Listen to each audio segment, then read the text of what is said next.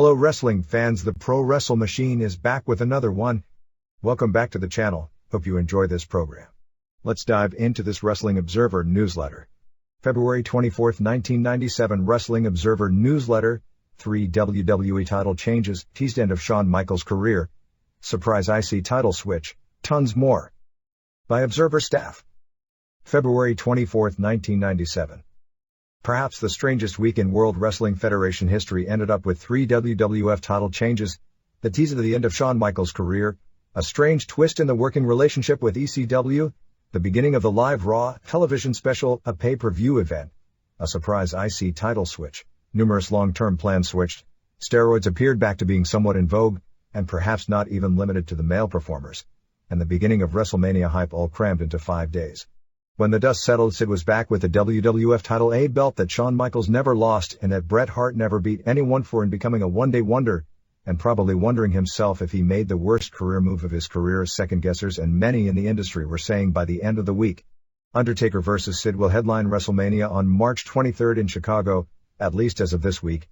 Michaels' career was teased as being overdue to a knee injury, portrayed on television Thursday as being so bad even reconstructive surgery may not be able to repair the damage, as a teary-eyed Michaels, whose problem was clearly in the interview, not a knee injury, said farewell to the WWF in a classic interview repeated to death on television and pay-per-view about 100 times in the ensuing weekend.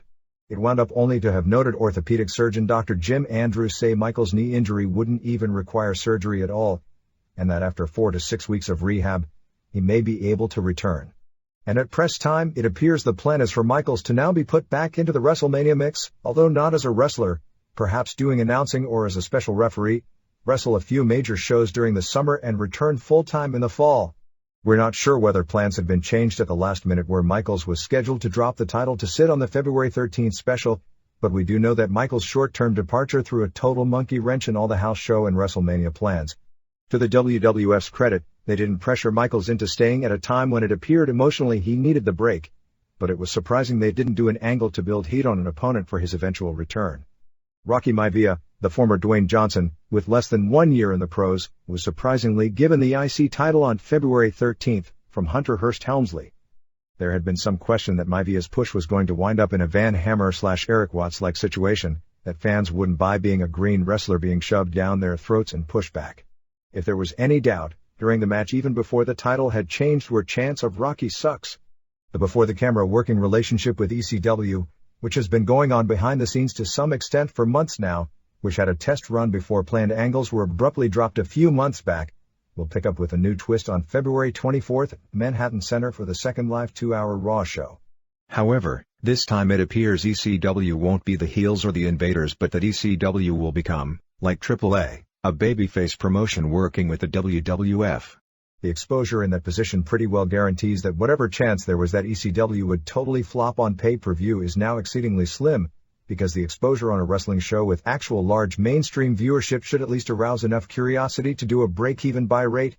But the biggest story was not the 3 WWF title changes, the Michaels vacancy on Thursday, the Hart win under Battle Royal rules on Sunday, and the Sid win over Hart due to Steve Austin's outside interference on Monday, but the entire strange circumstances involving Michaels, the wrestler who carried the WWF in the ring throughout 1996, and appeared to be breaking down emotionally from pressure at the same time he was wowing crowds in the ring.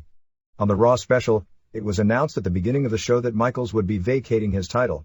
In a memorable, but now totally overplayed and emotional interview, Michaels talked about a knee injury so bad it may be beyond surgical repair, how he wouldn't return to wrestling if he was anything less than 100%, and then broke down talking about this past year as being the top man in the business, being the happiest year of his life because he got to do everything he dreamed of, and saying it would be okay if it never happened again because at least he got to do it for 1 year, thanked Vince McMahon for letting it happen, broke down even worse, said he needed to go home to find his smile because he lost it somewhere, and ended it by saying that he needed to go home now as he hugged McMahon in the ring.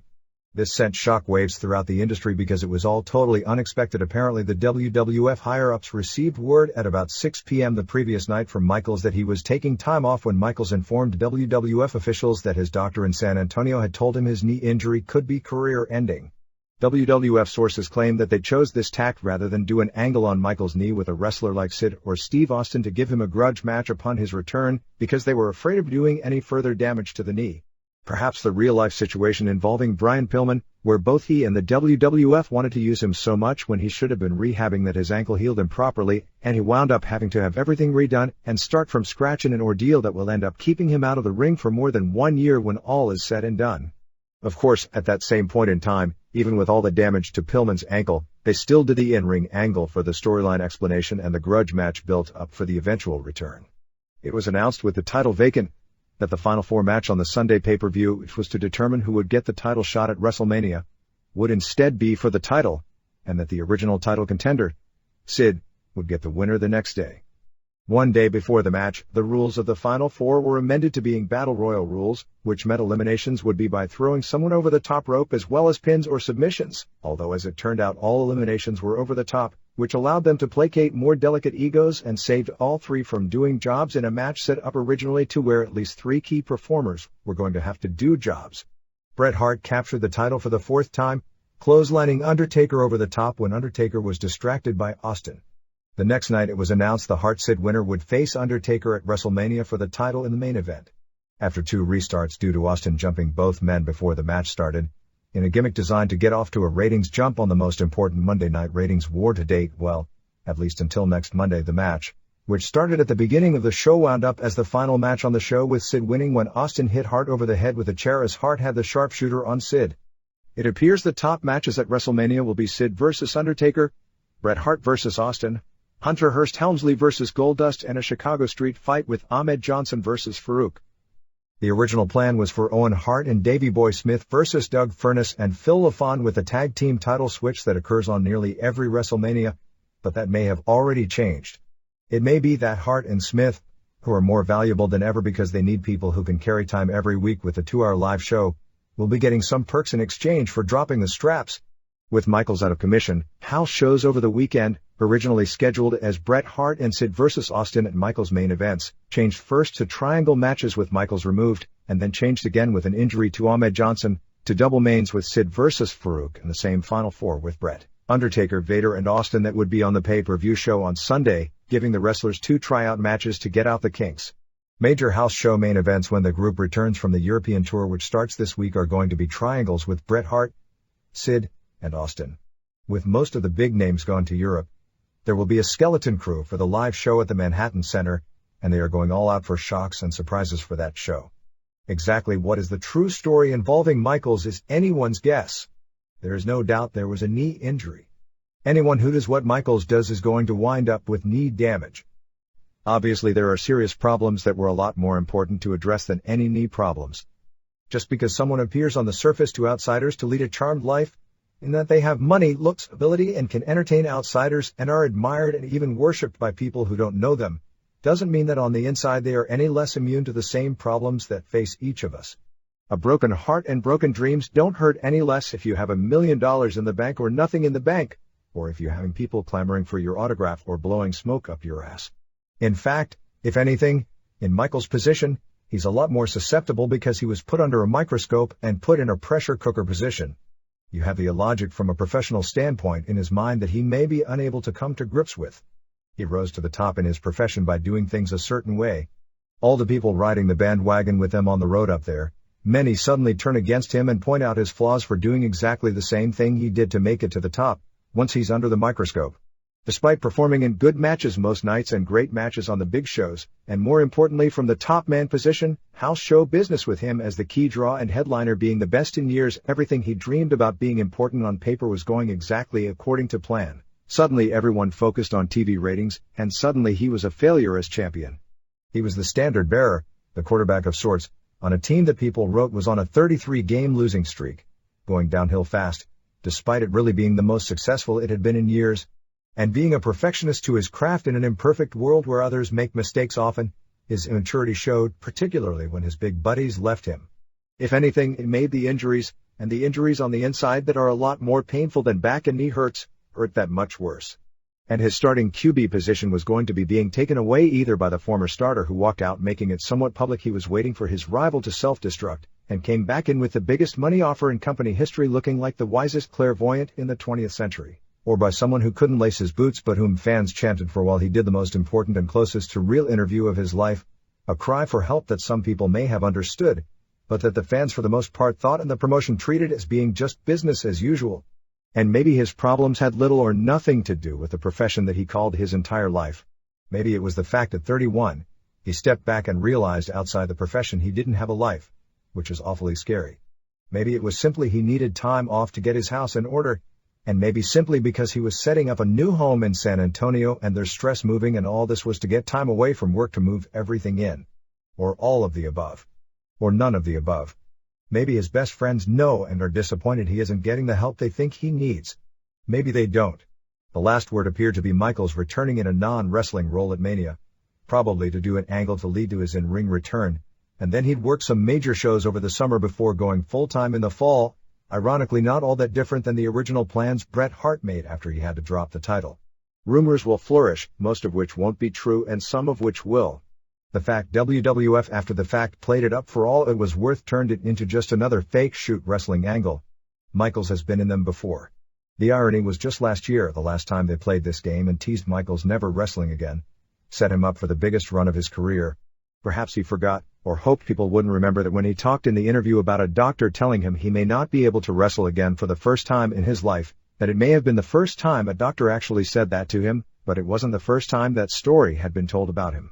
It was the third time Michaels hadn't lost a WWF belt in the ring. In September of 1993, he walked out as IC champion, only to return a short time later. In October of 1995, after being mugged, he wasn't able to return in time for a pay-per-view show and gave back the IC title.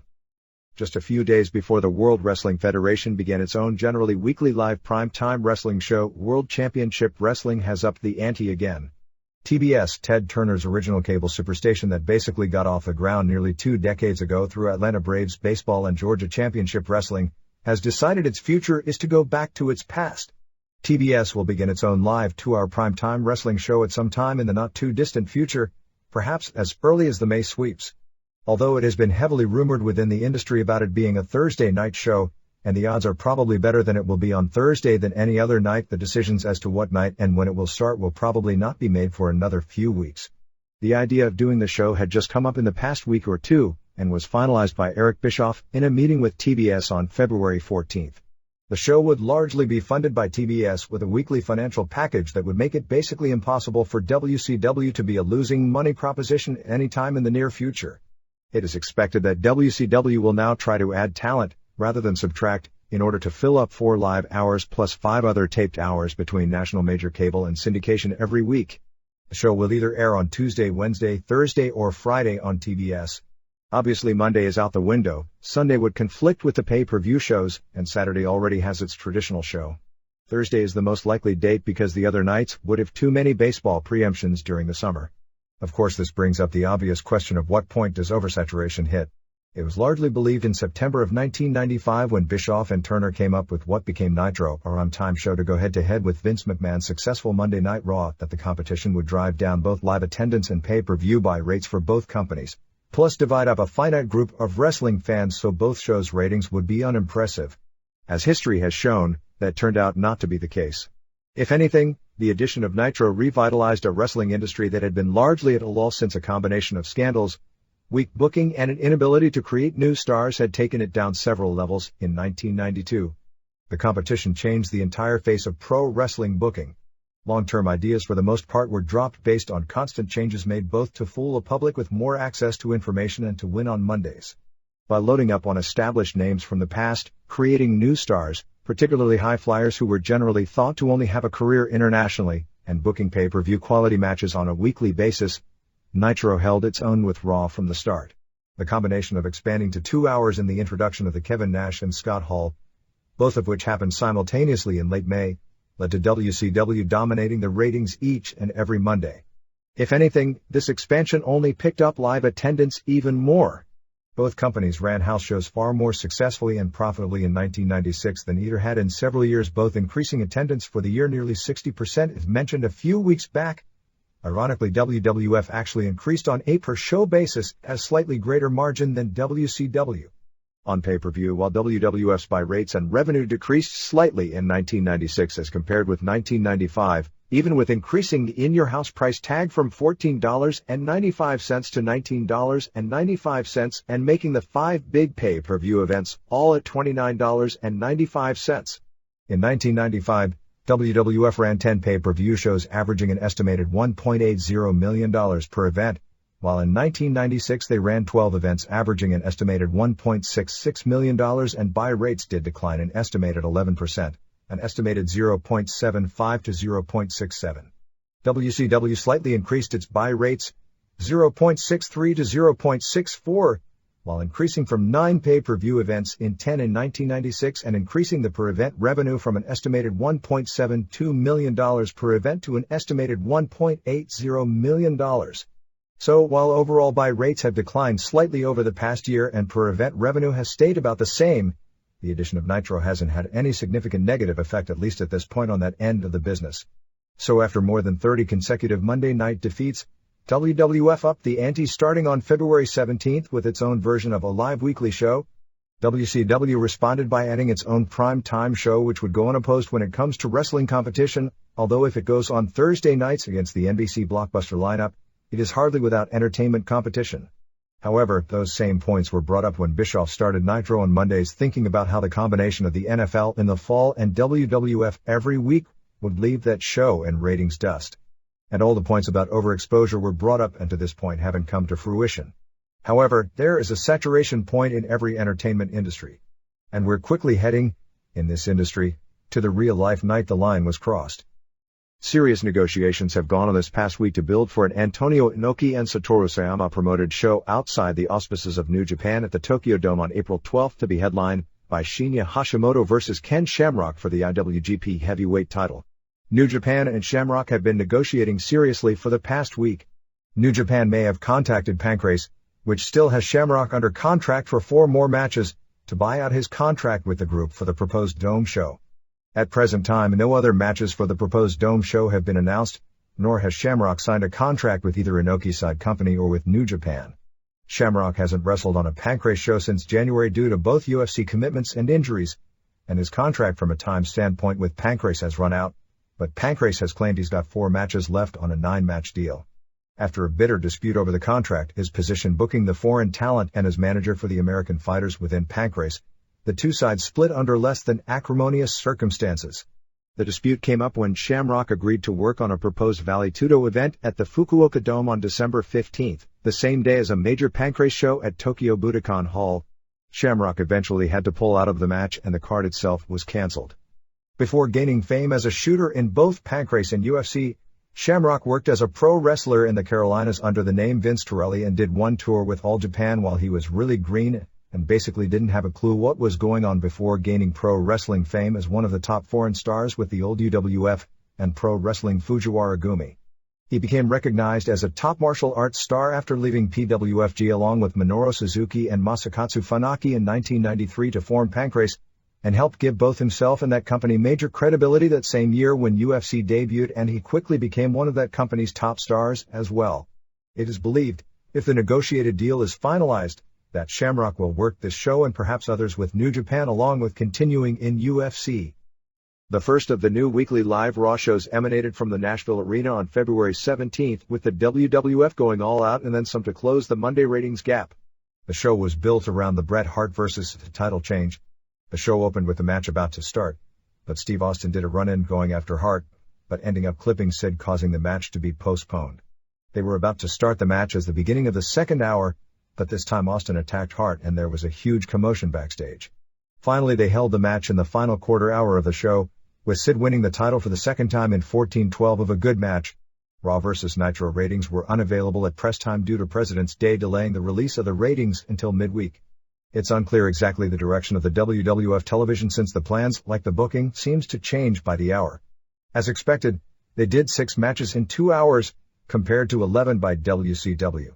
While WCW overall had the best match of the night, a 5:57 long Rey Mysterio Jr. vs. Super Calo match with Calo being the best performer in the ring on either show, WWF had the stronger show with the title change and overall stronger matches and interviews. Vince McMahon took himself off commentary, both on the pay-per-view and on Raw, to handle the shows backstage, making Jim Ross and Jerry Lawler into the main announcing duo. After the live Raw, it taped 4 matches, most likely for Superstars on Sunday, although it may be for Shotgun Saturday night. The decision on which of the 2 shows to prioritize has gone back and forth. Shotgun is on in about 30 markets, including the top 3, but on generally weak stations in poor time slots, although it's a show designed to be in fringe slots. There is some talk of Superstars, which has a much larger viewing potential, to be used instead of as a first-run show, as to be used to hype Mondays similar to what WCW uses its Saturday night TBS show for. With the exception of a hot main event that decided its new champion, the WWF's Final Four pay-per-view show on February 16th in Chattanooga, Tennessee wasn't particularly eventful. The show was built, more than any WWF pay-per-view show to date, around 1 match. And that match delivered. Nothing on the undercard was particularly bad, but it was largely routine except for the tag title match that had some good wrestling and creative breakup spots, but a totally lame finish. The crowd didn't appear to be into most of the matches except for the main event nor into the wrestlers, as much as would be expected. The show drew 6,399 fans paying $76,762 or a little shy of being full in the UTC arena set up for a lesser capacity than usual, curtained off for a 7,500 seat configuration. Very preliminary estimates are that the pay-per-view did not do well. With so much hype on the Thursday special and a lackluster lineup, basically promoted as a 1-match show, it figured to do a lower than usual buy rate, but adding the Final Four match being to determine the new champion figured to at least pick up interest in the show when it came to impulse buys. Instead of airing a match on the pregame show, they spent the half-hour hyping the main event. Doak Hendricks announced all 4 participants' names, and Vader and Steve Austin's names received boos, but only half-hearted. Bret Hart's name received a mixed half-hearted reaction, and Undertaker received a substantial, but hardly overwhelming babyface pop. Austin opened doing a long interview. The point where Undertaker came out and Austin's mic didn't work was a planned spot, unlike some other spots both on the Superstars show earlier and later on the pay-per-view where dead mics weren't planned spots. As the pregame show went on, there was a match in the background between the Godwins and the Headbangers, won by Godwins, although the crowd didn't appear to be interested. Noticeable by their absence from the international broadcast teams were Jacques Rougeau Sr. on the French team and Arturo Rivera on the Spanish team. Even more noticeably absent was Vince McMahon, as Jim Ross and Jerry Lawler handled the announcing. Apparently McMahon wanted to be backstage to make sure all the egos would be in check in the Final Four match and everyone understood what was expected of them. Ross did a solid job early, making a series of average to below average matches seem, well, average to below average. He did better than most in the tag match, and he and Lawler did a very good job in building excitement into the main event. 1. Mark Mero pinned Leif Cassidy, Alan Sarvin in 9:30 with a shooting star press, or Wild Thing. Mero and Sable have been given new looks. Sable has added sunglasses, a new hairstyle and an aggressive attitude and new outfit that is basically a total copy of the Pam Anderson look in the flop movie Barbed Wire. Mero has grown a beard and they are pushing his Wildman name, which really has never been a good fit on him. Mero didn't seem comfortable working the new persona. The match was missing something in regard to the two working together, although both worked solid, and because Cassidy has no credibility with the fans, there wasn't much heat. The big storyline was Sable slapping Cassidy, and then holding him while Mero hit him with a tope, just before they went to the finish. 1.5 star. 2. Farouk, Ron Simmons, and Crush, Bryan Adams, and Savio Vega, Juan Rivera, beat Flash Funk, Charles Skaggs, and Goldust, Dustin Runnels, and Bart Gunn, Mike Polchlepeek, in 6:42. One of the mics didn't work again as Wolfie D and JC were doing their rap entrance. The Nation of Domination have a great ring entrance, but they're zilch once the bell rings. This was a one-person show from the former Too Cold Scorpio, doing a plancha on all 3 outside the ring, a Frankensteiner off the top, and Bart Gunn whipping him into doing a second plancha on all 3. The match was too short and not particularly good in that it didn't build into much of anything. Farouk's most athletic move was calling Skaggs a southern black redneck. I guess he's from South Denver. After kicking out of a stuffed piledriver, Funk made a nice-looking escape from a double team and hot tag Gunn, to very little reaction. Gunn bulldogged Farouk off the top, but behind the ref's back Crush leg dropped Gunn and Farouk scored the pin. 1.5 star. 3. Rocky Maivia, Dwayne Johnson, retained the IC title he had won 3 nights earlier in Lowell, Massachusetts, pinning Hunter Hearst Helmsley, Paul Levesque, in 12:30. Helmsley again did a good job here in carrying Maivia to a match that at least had decent psychology. However, with Maivia doing more offense in this match as compared to Lowell, his lack of experience was pretty evident as he missed some spots, and his offense overall didn't look good. He's got potential, but rushing it by putting this belt on him with less than 1 year of ring time is going to make fans resent him, as has happened. As Helmsley seemed to have the match under control doing a neckbreaker, Goldust came out. As he distracted Helmsley, Maivia came up from behind with a back suplex and a bridge for the pin. After the match it appeared Helmsley and Goldust were going to go at it when a woman fan began choking Marlena.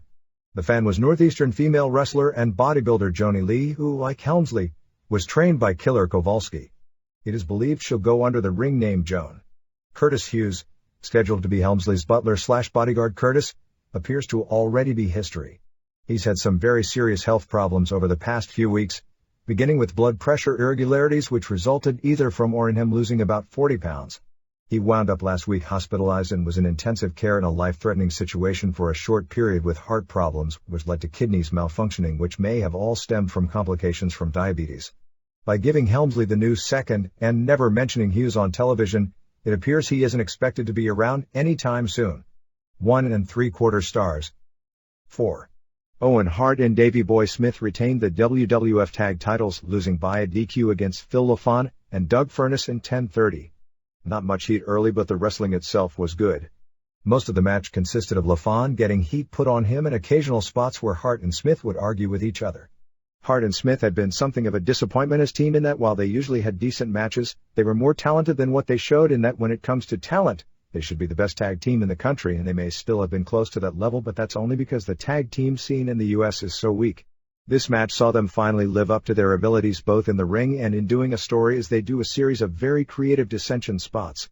Every time it appeared they were about to split up and cost the other the title, they made the save on the other and got back together again. At one point, when LaFon moved, Hart spin kicked Smith. After an argument, Hart slapped Smith and Smith decked Hart. LaFon came off the top with a splash, but then Smith saved Hart from the pin. Furnas tagged in with some hot moves, including his high dropkick, fast belly to belly, and a Frankensteiner. Furnas and LaFon did a series of moves, climaxing in a DDT by LaFon and leg drop by Furnas for a near fall. Smith actually made a hot babyface tag in, teasing his eventual role, as to the fans he's pretty much already a babyface. Finish saw Smith have LaFon up for the power slam, but Hart hit LaFon right in front of the ref with his Slammy trophy for the DQ. Hart and Smith argued again, with Smith wanting the win and not another title-saving DQ. It was a really lame finish to an otherwise very good match. Smith threw the belt down at first and later broke Hart's Slammy award, but they made up and left together. 3 1/4 stars. 5. Bret Hart won the WWF title in the Final Four elimination match over Steve Austin, Steve Williams, Vader, Leon White, and Undertaker Mark Calloway in 24:05. During the last weekend, they announced that eliminations could be done by throwing someone over the top rope along with the pins and submissions. An excellent main event, but the effect of the Ultimate title win by Hart was taken down several pegs by the circumstances, which included outside interference in the final elimination, and the fact all the eliminations were by the added job saving over the top rope stip. You have to give all four credit in that this is a difficult match to put together and that you don't want to be walking on somebody else's spots. The star of the match was Vader, who after a series of lackluster performances, probably caused as much by illness and injuries as anything, to the point people were writing him off as a major star, staged an impressive comeback. The first big spot was Vader grabbing a chair, but Undertaker kicked the chair into his face. Vader juiced big time around the eye, and it was an ugly sight the rest of the match. From watching the tape, it appeared to have been a blade job and, unlike in the past with both WWF and WCW in situations of accidental juice, there was no real attempt not to shoot the blood, and the blood was used in getting the match over. I was told it was hard way, but Vader's hand actions after the chair spot looked like classic blading. The four continued to brawl both in and out of the ring. At one point Undertaker choke slammed Vader, and Austin gave the Stone Cold Stunner to Undertaker immediately. Vader gave Hart a few chair shots to the back after throwing Howard Finkel to the ground to steal his chair. Austin threw Vader into the ring steps and then threw other ring steps on him as he was selling it. Austin hit Vader with the title belt. At another point Vader took a header over the guard rail, and he and Hart brawled over the rail. Vader used the sharpshooter on Hart outside the ring. Austin used a Thez press on Vader and began pounding the eye. Hart pile-drove Austin for a near fall. Vader missed a moonsault on Undertaker. At about the 12 minutes mark, Vader, who had done so much, was looking really tired. Undertaker began choking him with a television camera cable. Austin got a near fall with a rolling reverse cradle on Hart. Hart gave Vader a low blow. Austin wrapped Undertaker's knee around the post. Hart gave Vader a Russian leg sweep for a near fall. Finally at 1809, Hart threw Austin over the top rope. Vader then clipped Undertaker and the two began working on him. Paul Bearer hit Undertaker with the urn. Hart superplexed Vader while standing on the top rope and Vader nearly took the bump on his head. Hart had Vader in the sharpshooter but Undertaker saved Vader by lariating Hart. Austin came back to the ring and began attacking Hart and posted his face. Vader was on the ropes readying the Vader bomb when Undertaker sat up and gave him a low blow and he went over the top in 23:33. Undertaker choke-slammed Hart and went for the tombstone, but Austin grabbed Hart's legs and pulled him down and crotched him on the top rope. Undertaker went after Austin but Hart came from behind with a rolling reverse cradle for a near fall. Undertaker then went back after Austin and Hart clotheslined Undertaker over the top to win the title. After a celebration that didn't really come off as very celebratory, Sid hit the ring and he and Hart did a stare down to build up their Raw match the next night as the show went off the air. 4 1/4 stars. 3 nights earlier WWF presented its first 2-hour live Raw as a special entitled Thursday Raw Thursday on the USA Network before a sellout 2,347 fans paying $41,218 at the Lowell, Massachusetts Memorial Auditorium. The show did a 2.3 rating and 3.6 share, with virtually all the talk afterwards revolving around the Shawn Michaels interview and title forfeiture. While the rating was higher than the 1.7-ish figures USA movies usually do against the strong NBC competition on Thursday, the ratings was basically what a typical Raw averages, and this was hyped far more than a typical Raw. In fact, this was hyped more than most Clash of the Champions in recent years and was hyped on par with the pay-per-view show in the same week had advertised a Shawn Michaels vs. Sid rematch on top, yet the show did a rating that would be considered an absolute disaster had WCW pulled that number for a Clash. There were all kinds of audio problems with the show, and an atmosphere problem with an audience that could be best described as EC-wish to the point they were chanting for Sid while Michaels did his interview. But the biggest problem for WWF in going 2 hours once again appears to be a lack of talent depth. There are enough average wrestlers on the roster to fill 2 hours of average wrestling programming, but the number of top-notch performers in that dressing room is slim and it isn't like there are a multitude of guys working in other promotions or even in other countries anymore that could be brought in and add depth to the roster. Astro Man pinned Bert Centeno in the dark match opener. These are 2 area independent wrestlers and it was described as a negative star match. Fans hated it and were chanting "You both suck." B. Ahmed Johnson, Tony Norris, pinned Salvatore Sincere, Tom Brandy, in what was described as a 1 1/4 stars match. Johnson was working with a badly infected arm that apparently was injured on February 9th at the Continental Arena and ended up being hospitalized for several days after this match and his later run-in. See Mankind, Michael Foley, beat Flash Funk via count out after Funk took a bad bump over the top rope. This was described as a 2 3/4 stars match and said to have been the best match on the card.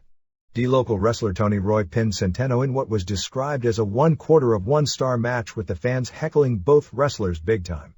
1. Maivia pinned Helmsley to win the IC title in 1703.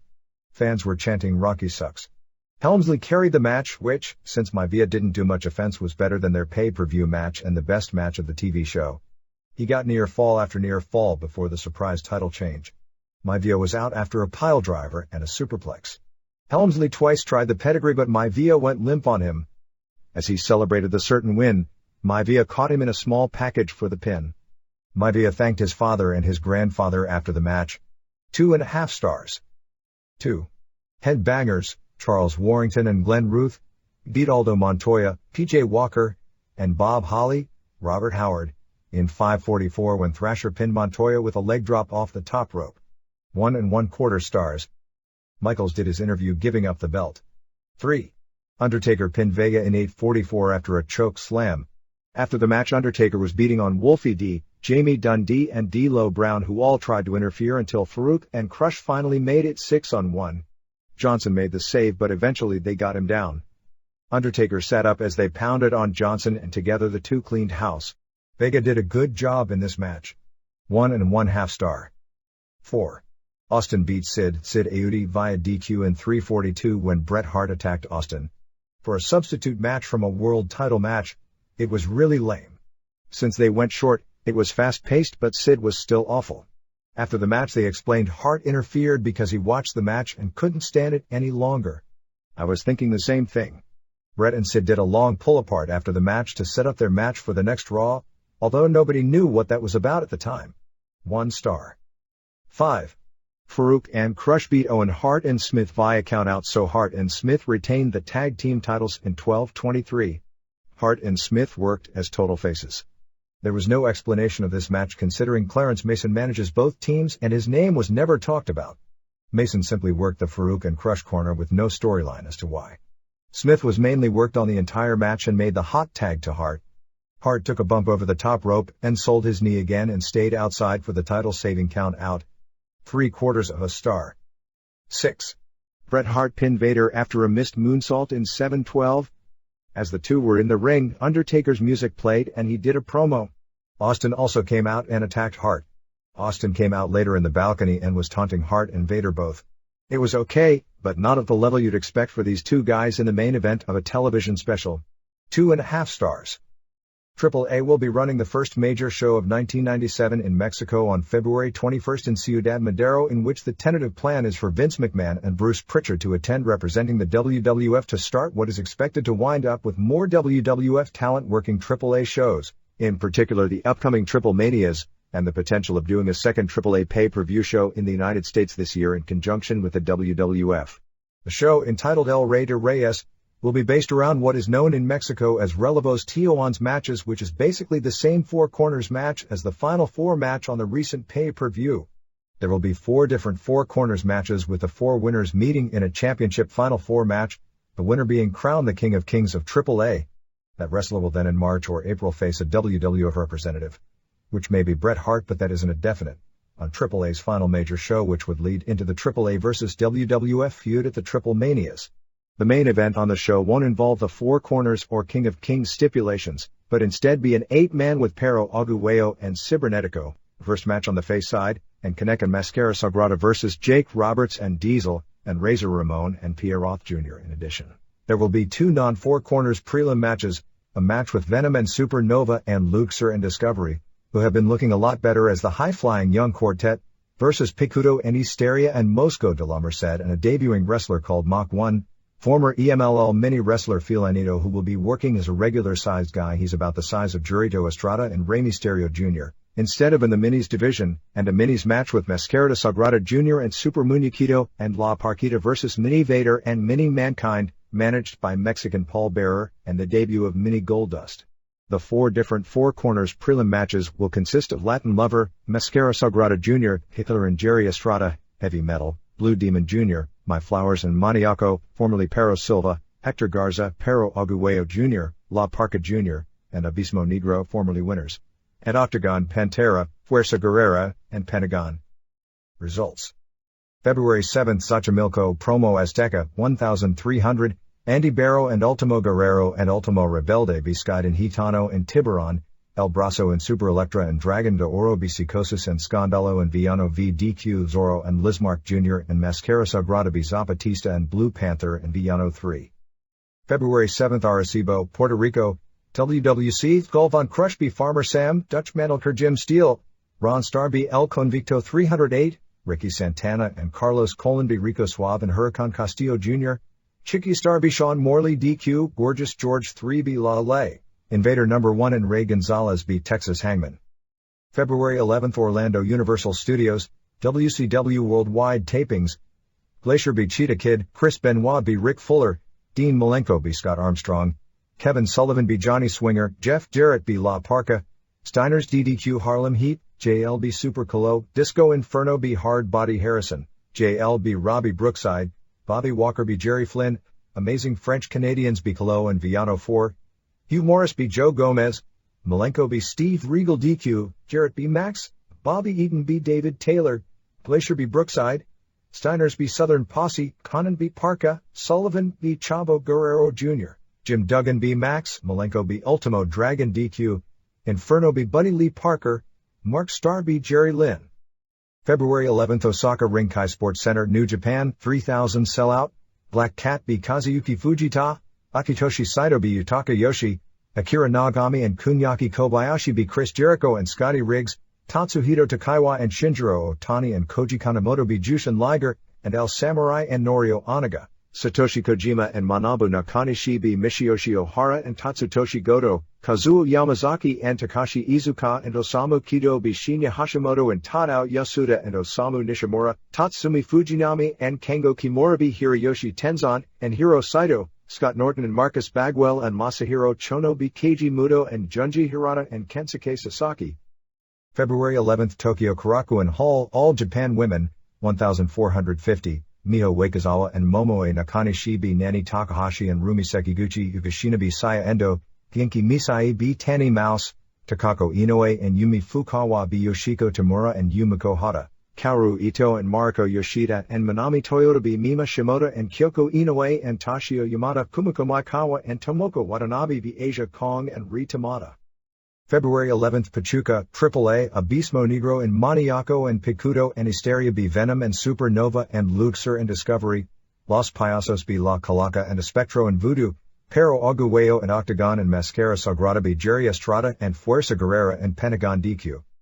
February 11th Isarazu, WAR, Rio Mike be Tomohiro Ishii, Battle Ranger be Jun Kikuchi, Shinichi Nakano be Fukuda, Lance Storm and Yuji Yasuryoka be Takashi Okamura and Hiroshi Hatanaka, Nobutaka Araya be Masaaki Mochizuki, Koki Kitahara be Osamu Tashi Akari, Ganishiro Tenryu and Arashi be Koji Kiao and Nobukazu Hirai. February 11th Odawara FMW Tetsuhiro Kuroda be Mamoru Okamoto, Kaori Nakayama be Miss Mongol, Masato Tanaka be Dragon Winger, Yoko Ikeda and Rian Megumi Kudo be Shark Tsuchiya and Crusher Maidamari and Miwa Sato, Crypt Keeper and Hisakatsu Oya and the Gladiator be Hayato Nanjo and Riki Fuji and Hayabusa, Street Fight Headhunters be Hideki Hasaka and Wing Kanimura. February 12th Orlando Universal Studios, WCW Worldwide Tapings, Glacier be Jerry Lynn, High Voltage be Southern Posse Joe Gomez and Renegade be Steve and Scott Armstrong, Kevin Sullivan be Cheetah Kid, Medusa be Molly McShane, JL be Buddy Lee Parker, Billy Kidman be Jerry Flynn, Eddie Guerrero be Hugh Morris, Amazing French Canadians be Doc Dean and Robbie Brookside, Morris be Cheetah, Public Enemy be High Voltage, JL be Johnny Swinger, Conan be Steve Armstrong, Disco be Lynn, Ice Train be Bunkhouse Buck, Ernest Miller be Parker, La Parka be Super Colo, Jim Powers be Hard Body Harrison, Jeff Jarrett be Swinger, Medusa be McShane, Eddie Guerrero D. Dean Malenko, Scott and Steve Armstrong be Southern Posse, Ernest Miller be Swinger, Mangan and Barbarian be Canadians, Conan be Parka. February 12th Toyohashi WAR, Ryo Mike be Tomohiro Ishii, Hiroyoshi Katsubo be Jun Kikuchi, Sori Okino and Eagle Sawai be Mizuki Endo and Rumi Kazama, Koki Kitahara be Takashi Okamura, Shinichi Nakano and Arashi be Kamikaze and Fukuda. International Junior Tag Titles Masaaki Mochizuki and Battle Ranger be Lance Storm and Yuji Yasuryoka to win titles. Hiroshi Hatanaka and Koji Kiao and Nobukazu Hirai be Genichiro Tenryu and Nobutaka Araya and Osamu Tashi Akari. February 13th Orlando Universal Studios, WCW Worldwide Tapings, Glacier be Ernest Miller, Disco Inferno be Hard Body Harrison, Prince Aokia be Doc Dean, Alex Wright be Craig Pittman, Kevin Sullivan be Robbie Brookside, Dean Malenko be JL, Public Enemy be Faces of Fear, Bobby Eaton be Johnny Swinger, Jim Duggan be Bunkhouse Buck, Glacier be Disco Inferno, Jim Powers and Bobby Walker be High Voltage, Public Enemy be Amazing French Canadian, Sullivan be Swinger, Eaton be David Taylor, Voltage be Joe Gomez and Renegade, Hugh Morris Pittman, Malenko be Billy Kidman, Aokia be Mark Starr, Jeff Jarrett be Morris, Voltage be Gomez and Renegade, Eddie Guerrero be La Parka, Ice Train be Taylor, Conan be Super Colo, Miller be Disco, Faces of Fear be Voltage, Conan and Morris be Southern Posse, Eddie Guerrero be Malenko, Parka be Jerry Flynn, Duggan be Taylor, Disco be Jerry Lynn, Conan be Buddy Lee Parker.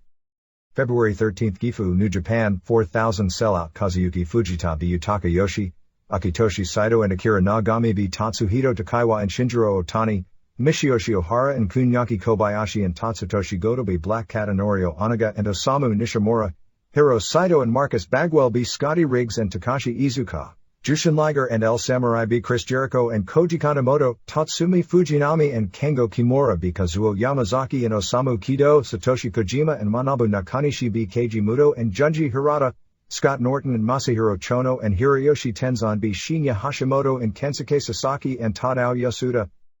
February 14th Cincinnati, Ohio, WWF 5541, Crush be Leif Cassidy, Farouk be Bob Holly, Hunter Hurst Helmsley be Flash Funk, Sid B. Savio Vega. WWF Tag Titles Owen Hart and Davey Boy Smith b. Doug Furnas and Phil LaFon. Goldust b. Mankind. Undertaker won 4 corners match over Bret Hart, Steve Austin, and Vader. February 14th Orlando Universal Studios, WCW Worldwide Tapings. Alex Wright b. Bobby Eaton, Kevin Sullivan b. Doc Dean. Ice Train b. Mark Starr. Conan b. Johnny Swinger. La Parka b. Robbie Brookside. Public Enemy b. Jim Powers and Bobby Walker. Super Colo b. Buddy Lee Parker. Good Prince Aokia b. Jerry Lynn. Public Enemy b. Colo and Villano 4. Conan b. Jerry Flynn. Jeff Jarrett b. Bunkhouse Buck. High Voltage b. Craig Pittman and Parker. Hugh Morris b. JL. Public Enemy b. Steve and Scott Armstrong. Conan b. Colo. Glacier b. JL. Voltage b. Joe Gomez and Renegade. Buck b. Swinger. Amazing French Canadians b. Doc Dean and Robbie Brookside. Ernest Miller b. Hard Body Harrison. February 14th Shizuoka, New Japan, 3000 Sellout. Tatsuhito Takaiwa b. Kazuyuki Fujita. Yutaka Yoshi and Tadao Yasuda b. Black Cat and Norio Onaga. Akitoshi Saito and Kunyaki Kobayashi b. Shinjiro Otani and Koji Kanemoto. Scotty Riggs and Chris Jericho b. El Samurai and Jushin Liger. Kazuo Yamazaki and Osamu Kido b. Hiro Saito and Hiroyoshi Tenzan. Satoshi Kojima and Osamu Nishimura and Manabu Nakanishi b. Akira Nagami and Kengo Kimura and Tatsumi Fujinami. Keiji Muto and Kensuke Sasaki b. Tatsutoshi Goto and Michiyoshi Ohara. Marcus Bagwell and Masahiro Chono and Scott Norton b. Takashi Iizuka and Junji Hirata and Shinya Hashimoto. February 14th Webster, Massachusetts. ECW, 300, Taz b. Scott Taylor 2 stars. Little Guido b. Chris Chetty 1 1/2 star. Axel Rotten b. Spike Dudley 3/4 of a star. Geef Wellington Wilkins Jr. b. Lenny Lane 1 3/4 stars. Dick Togo and Terry Boy. Men's Teo and Taka Michinoku b. Gran Hamada and Great Sasuke and Gran Naniwa 4.5 stars. Tommy Dreamer and Sandman b. Raven and Stevie Richards 2 stars. Sabu b. Devon Dudley 2 3/4 stars. Bobby Duncombe Jr. b. Balls Mahoney 1 1/2 star. Dreamer b. Tommy Rich. Louis Spicoli NC Bubba Ray Dudley. Rob Van Dam b. Pitbull No. 1 3 stars. ECW Tag Titles Eliminators b. Brian Lee and Chris Condito. February 14th Ibaragi, FMW b. Miss Mongol. Crypt Keeper b. Hayato Nanjo. Headhunter b. Dragon Winger. Megumi Kudo and Kaori Nakayama b. Miwa Sato and Shark Tsuchiya. Street Fight Hideki Hasaka and Wing Kanemura b. Masato Tanaka and Hideo Makimura. Headhunter A and Hisakatsu Oya and the Gladiator b. Riki Fuji and Hayabusa and Tetsuhiro Kuroda. February 14th New Britain, Connecticut. Century Wrestling Alliance, 250. Ron Zombie NC Rex Lethal, Rocky Shore and Danny Justice b. Zombie and Lethal. Prince of Pleasure b. TNT. Shabbos b. Joel Davis. T. Ranchula b. Metal Maniac. Dean and Dave Powers b. Devon Storm and Ace Darling DQ. El Mascarado, Bert Centeno, B. Inferno Kid, Danny Germando, DQ, Frank Stiletto, Julio Sanchez, Big Ben B. Mr. Puerto Rico, Ralph Soto, Tony Atlas B. Mohammed Hussein, Lou Fabiano, DQ, Dungeon Master NC Jimmy Snuka. February 14th Fall Branch, Tennessee, Southern States Wrestling, Danny Christian and Johnny Thunder B. Alan King and Rich Mansfield, Ricky Harrison B. G-Dog, Eddie Bruiser B. Mike Sampson, Dan Cooley B. Lynn Montana, Ricky Morton and War Machine and Bo James B. Hornet and Frank Parker and Roger Anderson. February 14th Johnson City, Tennessee, Tennessee Mountain Wrestling, Brian Wayne b. George Youngblood, Mongolian Stomper b. Dr. Dan and the Orderly and Night Train, Mike Powers b. J.D. Sullivan, James Blevins b. Spoiler, Eddie Golden and Chris Steelheart b. David Jericho and Ricky Rocket, Dirty White Boy, T.L. Hopper and Dirty White Girl b. Terry and Buddy Landell. February 15th St. Paul, Minnesota, WWF, 5247, Leif Cassidy b. Aldo Montoya, Sultan b. Bob Holly, Hunter Hearst Helmsley b. Flash Funk, Crush b. Barry Horowitz, WWF Tag Titles Owen Hart and Davey Boy Smith b. Doug Furnas and Phil LaFon, Goldust b. Mankind, Sid b. Savio Vega, Undertaker won 4 corners match over Vader, Bret Hart, and Steve Austin.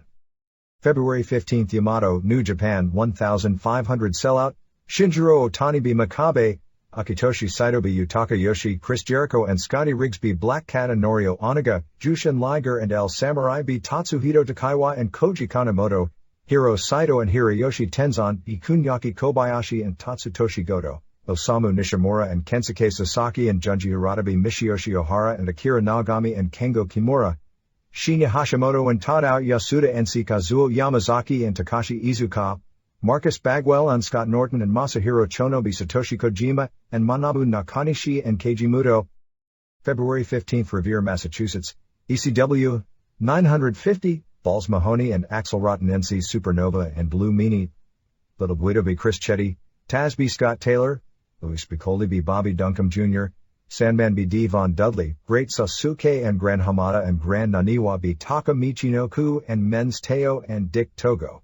Bubba Ray Dudley be Spike Dudley, Tommy Dreamer and Pit Bulls be Raven and Brian Lee and Chris Condito. ECW Tag Titles Eliminators be Sabu and Rob Van Dam.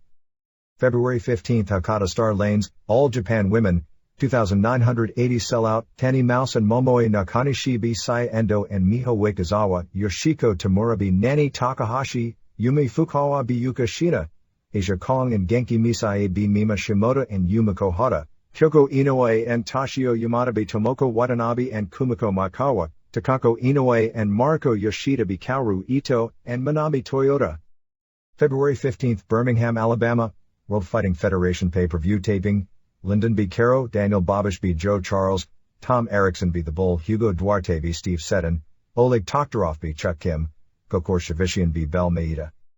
February 15th, Maibashi, FMW Masato Tanaka and Koji Nakagawa be Hideo Makimura and Tetsuhiro Kuroda, Crusher Matamari and Shark Tsuchiya be Ri and Megumi Kudo, Rocky Mountain Mid-Heavyweight title, Hayato Nanjo be Flying Kitty Ishihara, Barbed Wire match Crypt Keeper and Headhunters be Dragon Winger and Hideki Hasaka and Wing Kanemura, Hisakatsu Oya and a Gladiator be Riki Fuji and Hayabusa. February 15th, Bellingham, Massachusetts, Century Wrestling Alliance, 963 Sellout, El Mascarado be Kid USA, V Ranchula be Big Ben, Pink Assassin be Prankster, Shabbos be Joel Davis, Jimmy Snuka be Kevin Sullivan DQ, Metal Maniac be Mr. Puerto Rico, Tony Rumble be Stormtrooper, Vic Steamboat be Rick Fuller, Devin Storm and Ace Darling be Knuckles Nelson and Inferno Kid, Tony Atlas be Muhammad Hussein DQ. February 15th, Bergenfield, New Jersey, Universal Championship Wrestling, Larry Briscoe D. Gino Caruso, Musketeer be Bounty Hunter Core, Frankie Burns be Amazing Martine, Cousin Luke be HD Rider, Kid USA be Spanish Angel, Bam Bam Bigelow be Matty Smalls, Matthew Anoya, Tijo Santana be Greg Valentine. February 15th, Clinton, South Carolina, Southern Championship Wrestling, 652, JJ Justice be Kid Dynamite, Freedom Fighter and Denny Cooley D. Big Daddy Kane and Sweet Dreams, Purple Haze, Johnny Dollar, B. Desperado, Paul Helens DQ, San Antonio Rose be Leilani Kai, Stray Cats be Max Mills and Jake Mulligan, Valor be Cruiser Lewis, Nightmare, Daryl Dalton, be Jimmy Valiant. February 16th, Tokyo Sumo Hall, New Japan, 11,000 Sellout, Tatsuhito Takaiwa and Yutaka Yoshi be Kazuyuki Fujita and Shinjiro Otani, Chris Jericho and Scotty Riggs be Norio Onaga and El Samurai, Osamu Nishimura and Takashi Iizuka and Junji Hirata be Akitoshi Saito and Akira Nagami and Kunyaki Kobayashi, Michiyoshi Ohara and Tatsutoshi Goto be Hiro Saito and Hiroyoshi Tenzan, Jay Crown, Jushin Liger be Koji Kanemoto, Scott Norton and Marcus Bagwell and Masahiro Chono be Riki Chashu and Kensuke Sasaki and Tadao Yasuda, Great Muta be Shiro Koshinaka, IWGP Tag Titles, Tatsumi Fujinami and Kengo Kimura be Manabu Nakanishi and Satoshi Kojima, IWGP Heavyweight Title Shinya Hashimoto be Kazuo Yamazaki. February 16th, Tokyo Korakuen Hall, All Japan, 2,100 Sellout, Sean Morley be Kentaro Shiga, Yoshinari Ogawa be Rex King, Giant Baba and Rusher Kimura and Mitsuo Momota D. Haruka Eigen and Masa Fuchi and Mighty Inoue 30 minutes, Giant Kimala 2 and Jun Izumida and Akira Taubi Tamon Honda and Takao Mori and Stan Hansen, Toshiaki Kawada and Tsuyoshi Kikuchi be Masao Inoue and Kena Kobashi, Steve Williams and Johnny Ace and Monakia Mossman be Mitsuharu Misawa and Jun Akiyama and Satoru Asako. February 16th, Kazama, FMW, Kaori Nakayama and Ribi Shark Tsuchiya and Miwasato Megumi Kudo be Miss Mongol, Hideki Hasaka be Mamoru Okamoto, Riki Fuji and Hayabusa be Koji Nakagawa and Hideo Makimura, Headhunters be Wing Kanemura and Dragon Winger, Toryu, Street Fight the Gladiator and Hisakatsu Oya and Crypt Keeper be Masato Tanaka and Tetsuhiro Kuroda and Hayato Nanjo. February 16th, Tokyo Korakuen Hall, Gia, 2,200 Sellout, Chikeo Nagashima b Maiko Matsumoto, Sonoko Kato and Sakura Hirota and Amami Kato b Rini Ishii and Kyoko Ichiki and Toshie Uematsu, Sugar Sato b Chihiro Nakano, Meiko Satomura b Meiki Numao, Satomura b Sato, Chigusa Nagayo and Akira Hokuto b Kaoru and Matsumoto. February 16, Chelsea, Massachusetts, Century Wrestling Alliance 726 sellout, Pink Assassin b Kid USA, Tombstone, Not 911, and Muhammad Hossein b Tony Rumble and El Mascarado, Bert Centeno, Tony Atlas b Rick Fuller DQ, Mercenary b Curtis Slamdog, T. Ranchula b Joel Davis, Beef Wellington, Wellington Wilkins Jr., b Lenny Lane, Great Sasuke and Grand Hamada and Grand Naniwa b Takamichi no Ku, and Dick Togo and Terry Boy, Smooth Operator b Joel Valenzuela, Big Ben b Metal Maniac, Knuckles Nelson NC Vic Steamboat, Jimmy Snuka DDQ Dungeon Master.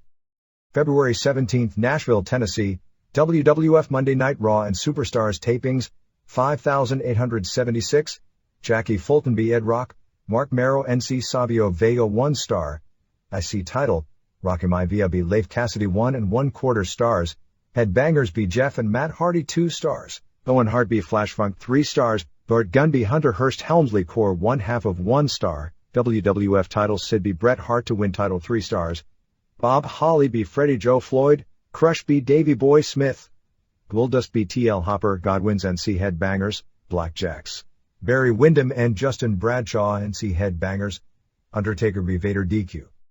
February 17, Tampa, Florida, WCW Monday Nitro tapings, 3,000 sellout, Rey Mysterio Jr. b Super Colo 3 1/4 stars, Steve McMichael b Hugh Morris, Ian Malenko b Robbie Brookside, Public Enemy b Amazing French Canadians, WCW TV title, Prince Aokia b Steve Regal to win title, Randy Anderson b Nick Patrick, Kevin Sullivan b Doc Dean, US title Eddie Guerrero b Conan DQ 2 1/4 stars, Giant b Johnny Swinger and Top Gun, David Cannell, Chris Jericho b Jeff Jarrett.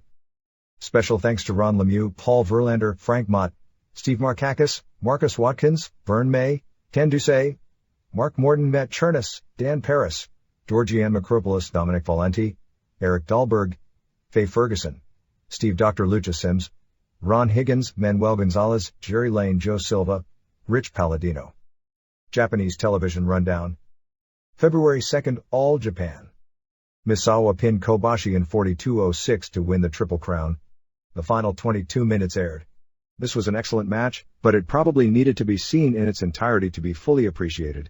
It was slower paced than most All Japan main events, done more of a 70s style pacing and psychology but using 90s moves.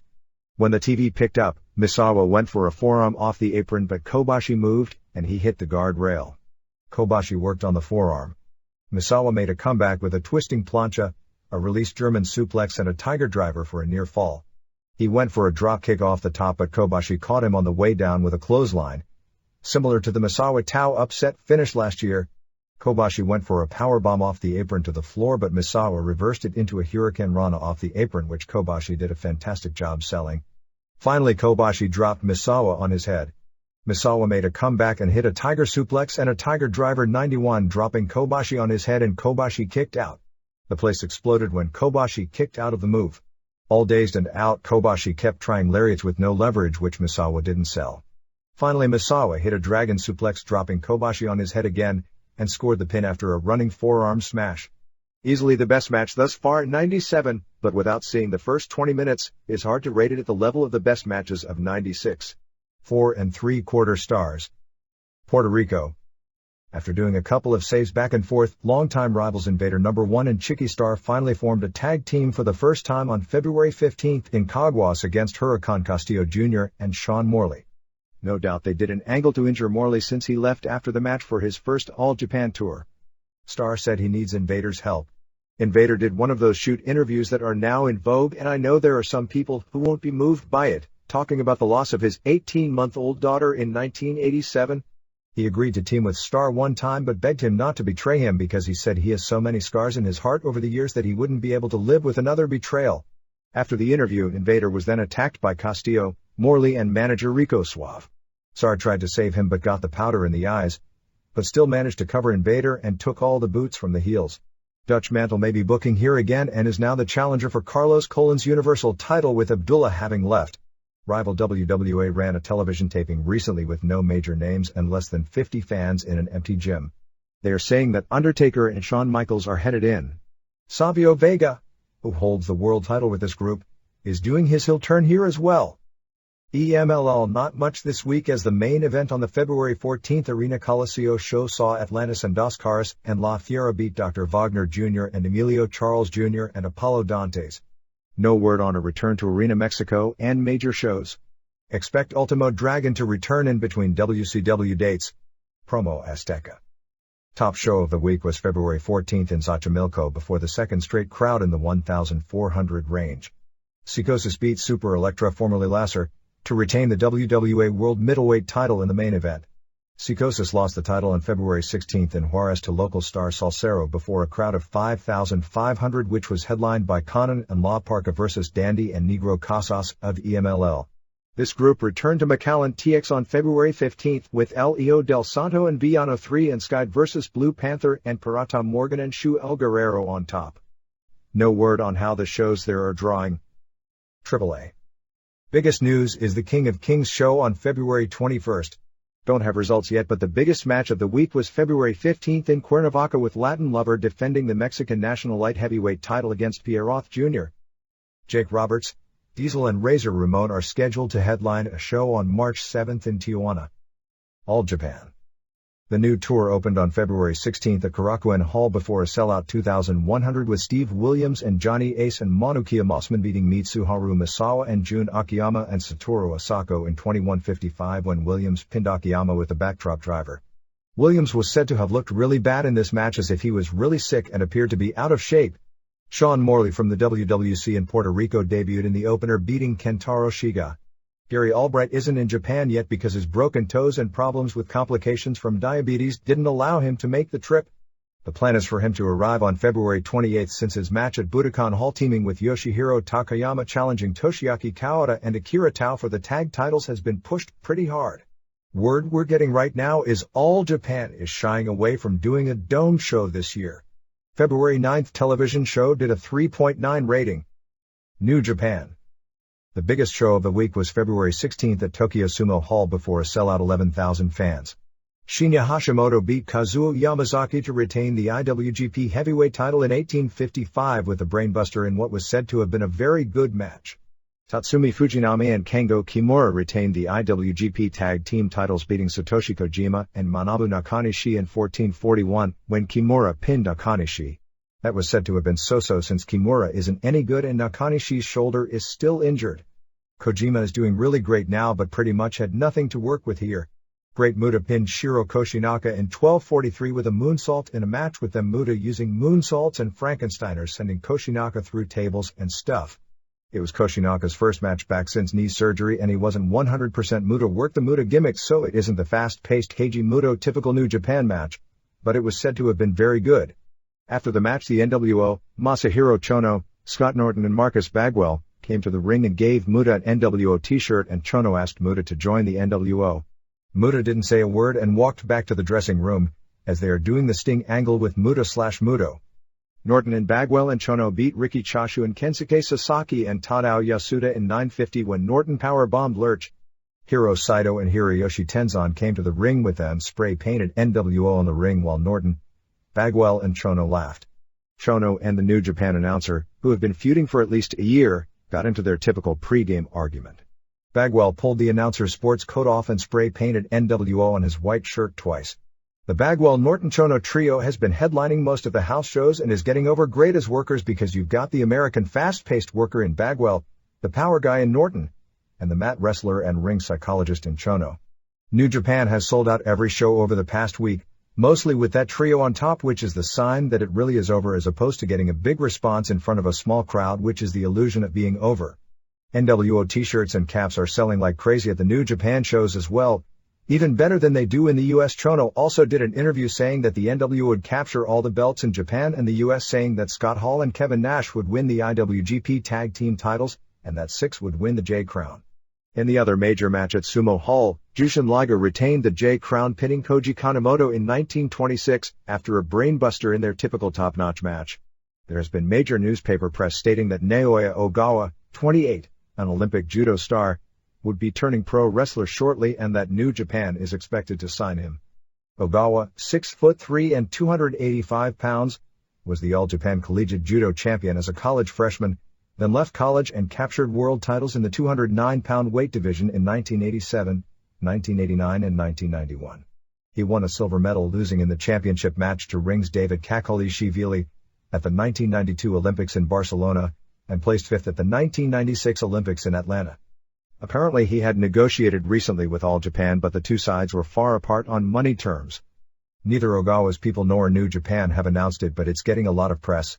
The next tour will be March 5th to March 25th, with major shows on March 20th in Nagoya and March 25th at Tokyo Gymnasium. The Nagoya show will be another Sunday afternoon network television special. Steve Regal will be the only foreigner for the entire tour. Chris Benoit as Wild Pegasus, plus Mangan Barbarian will appear from March 5th to March 12th, and then return to the US for the uncensored pay-per-view. March 20th to March 25th, Norton, Bagwell and Imposter Sting, Jeff Farmer, will appear. There is already some questioning that by sending the Imposter Sting to Japan it'll begin the watering down process of NWO, similar to adding guys like Bubba and Mike Rotunda did to it in the US, but it's Sonny Onno's idea. Expect them to shoot some angles on the show to build to the possible April 12th Tokyo Dome and the May 3rd Osaka Dome shows. February 15th TV show did a 3.1 rating. Other Japan notes. The biggest smaller promotion show of the past week was the February 15th All Japan Women's Show at Hakata Star Lanes before a sellout of 2,980 fans. Main event had Takako Inoue and Mariko Yoshida earn a tag team title shot, beating Kaoru Ito and Manami Toyota in 2004. In a non-title match, WWWA Tag Champs Kumiko Maekawa and Tomoko Watanabe lost to WWWA Singles Champ Kyoko Inoue and Toshio Yamada. The biggest card scheduled, at least at this point in 1997, will be the annual Spring Spectacular on March 23rd at the Yokohama Arena, with Kyoko defending her title against Asia Kong, Maekawa and Watanabe defending the tag titles against Yoshida, and Takako Inoue and Toyota vs. Ito as the top three matches. The lineup just doesn't seem strong enough to run a 17,000-seat building. AJW also announced running 2 consecutive nights at Sapporo's Nakajima Sports Center on June 17th and June 18th. In something that has probably only happened a handful of times in the history of the magazine, Weekly Pro Wrestling had an American event as not only its cover story, Yoshiki Takahashi's win over Valid Ismail, but gave that match the first 6 pages of the magazine. Even at the peak of WrestleMania, no American event was ever the lead story in a Japanese weekly. The only exception I can recall was Ken Shamrock's draw with Hoist Gracie at the UFC and Dan Severn's tournament wins. In another departure from the norm, both weeklies played up huge the Jushin Liger vs. Shinjiro Otani match, with Gong making that match its cover and lead story, while Weekly Pro had it as the second story.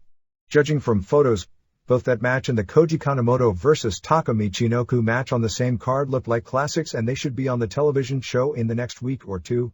The photos in the mags gave the impression that the February 2nd Rings show from Amsterdam, Holland was a shoot, as the results, quick matches, brutal beatings, surprise results indicated, and the Japanese aside from Kiyoshi Tamura all got hammered and Akira Maeda only did television commentary. Gong also played up big the January 31st Toronto Skydome deal, where Tiger Jeet Singh Jr. signed with a celebration that included his father, Bret Hart, Sweet Daddy Siki, Ryuma Go, Hisashi Shinma, Jim Ross and others. Nobuhiko Takada leaves for Okinawa on March 10th to start an extensive training camp to build up for his proposed summer match against Rickson Gracie. There are rumors going around that Takada's management is back talking with New Japan about a rematch against Shinya Hashimoto at one of the Dome shows. Apparently there was some sort of a deal when Takada dropped the strap last year to Hashimoto that at some point Hashimoto would return the favor. Tarzan Goto has joined War, as he did a surprise run-in on the February 12th show in Toyohashi, attacking Genichiro Tenryu and shaking hands with Koji Kiao. Former woman wrestler Saki Hasegawa is now working on the Samurai TV station as a reporter, doing the weekly women's wrestling news show on the station. Frank Shamrock was offered a spot on the February 22nd Pancrase show, but the two sides didn't come to money terms. USWA Elijah Twillbinder aka Del Rios captured the USWA title from Brian Christopher on February 9th in Memphis. Several people were sent in for this week by WWF. Sonny did the color commentary on the television to work with Lance Russell and began a feud with King Reginald's Queen Nikki. WWF sent in a team called the Truth Commission, who are doing a gimmick that they are from South Africa. They are trying out the gimmick here first. The team consists of Barry Buchanan, formerly the Punisher in SMW, and Sunset Sam McGraw in Georgia, and Mike Halleck, formerly Mantor in the WWF and Bruiser Mastino in Europe. They have a manager who is actually from South Africa who is an actor from that country who is friends with Bret Hart that Hart worked with in doing the television series Sinbad. Brooklyn Brawler was also a television, and Doug Gilbert returned to a big babyface pop saying he's coming in to get rid of the Nation of Domination and team with Brian Christopher. Gilbert had been working opposition shows in Louisville for Ian Rotten. Ken Wayne was also at television looking really heavy. There is no show this week in Memphis, but next week they are trying out going to Saturday afternoon at 1:30 p.m. on February 22nd with Stephen Dunn versus Tank of the Truth Commission, Bill Dundee versus Rycon of the Truth Commission, Mike Samples versus Bobby Bolton, Jamie Dundee and Wolfie D defend the tag titles against Billy Travis and Flash Flanagan, Jerry Lawler versus King Reginald with the unified title being put up against Reginald's crown, and Elijah versus Christopher for the USWA title. I don't doubt they'll do an angle or two on next week's television to add a grudge match to that lineup. Lawler and Bill Dundee challenged Wolfie and Jamie for the tag titles on television with Reginald interfering and causing Lawler to get pinned. ECW weekend house shows were February 14th in Webster, Massachusetts, which drew about 300, and February 15th in Revere, Massachusetts, which drew about 950, or just shy of a sellout. The talk of both shows was the six-man tag team match from Michinoku Pro Wrestling with Great Sasuke and Gran Hamada and Gran Naniwa versus Taka Michinoku and Dick Togo and Terry Boy, Men's Teo in Japan. The first night was said to have been an unbelievable performance, particularly playing before such a small crowd, with the guys getting a long standing ovation after the match, which was said to have been in the 4.5 stars range. The second night it was a more bloodthirsty crowd, and then they were heckled early with USA chants and a Fu Young chants. I guess those brain surgeons don't know the difference between Chinese food and Japanese food. For the first 10 minutes, but eventually they won the crowd over and for the most part got a huge reaction, although there were enough fans complaining that it was noticeable that they were mad when they kicked out of the Sure Near Falls. Actually, the best reaction for the Michinoku Pro wrestlers reportedly came the third night on the Century Wrestling Alliance show on February 16th in Chelsea, Massachusetts, which was said to have been every bit as good if not better than the first night's match. On the second night, Paul Heyman had the heel team, Michinoku Togo Terry, come out wearing BWO t-shirts, and they came out with Stevie Richards, Blue Meanie and Supernova, and did the Hogan, Hall and Nash mannerisms, and also did a six-way Fargo strut, and taped a promo where Michinoku was telling TV viewers to buy the shirt. Apparently there was some complaining done by some of the wrestlers backstage saying that they were killing everyone's finishing moves by kicking out of so many near falls the first night. Shane Douglas blew out his knee and had surgery this past week. He came out on crutches and claimed he tore his groin in an intense workout with Francine, which was meant as a joke, really rough sex, that apparently some people took seriously. Don't know when he'll be back in action. Taz returned to action beating Scott Taylor on both nights. Taylor has been offered jobs with WWF, WCW and ECW. He's a New England indie who has done WWF jobs for years and is a good worker. Other newcomers this weekend were Michinoku Pro wrestlers Wellington Wilkins Jr., who worked as Beef Wellington, not to be confused with the Calgary wrestler who worked a few matches with this group with the same ring name, and Lenny Lane from Minnesota, along with All Japan's Bobby Duncombe Jr. Tommy Rich was in for the weekend and will likely end up as a heel manager, possibly for either Taylor or Duncombe. In Webster, Richards tried to give Tommy Dreamer a BWO shirt, but Dreamer wouldn't take it. Richards then tried to kick Dreamer but ended up kicking Raven in the tag match, and Richards walked out on Raven, leaving him to be pinned by Dreamer and Sandman. Rich worked later against Dreamer, and Beulah gave Rich a low blow leading to the pin. Louis Piccoli went to a no contest with Bubba Ray Dudley in a match where Spike, as a face, and Devon, as a heel, ran in, and Piccoli ended up taking a brutal chair shot. Eliminators won the main event with Killer Kowalski in their corners beating Brian Lee and Chris Condito. They teased a spot of putting Kowalski through a table, but Perry Saturn saved him and threw Lee through a table. The crowd was held down because a local priest confused ECW with EFC, guaranteed that won't be the first or last time that happens, and complained vocally about why they are letting in that group that was banned in New York State. In Revere, Pitbulls and Dreamer beat Lee and Condito, and Raven and Eliminators beat Sabu and Rob Van Dam in the top two matches. ECW debuts in Pittsburgh on March 30th and also has a date in the next few weeks in Trenton, New Jersey, and at this point is planning on returning to Jim Thorpe, Pennsylvania as well. It's pretty much a done deal that the same Michinoku match will be on the April 13th pay-per-view show. Multi-Channel News ran another story about ECW and its first pay-per-view date.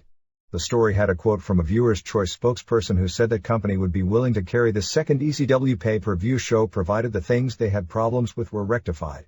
Since the angle they had the problem with, Sandman's son being under Raven's spell, has largely been downplayed or dropped, you can read that statement as to actually mean they'll carry it if there is a decent buy rate on the first show. There was also a note that some of the request systems owned by Intermedia Cable, including Nashville, Tennessee, won't be carrying the show. A spokesperson for that company said he saw ECW and said it was worse than Extreme Fighting, and even though they carry request programming, they won't carry that.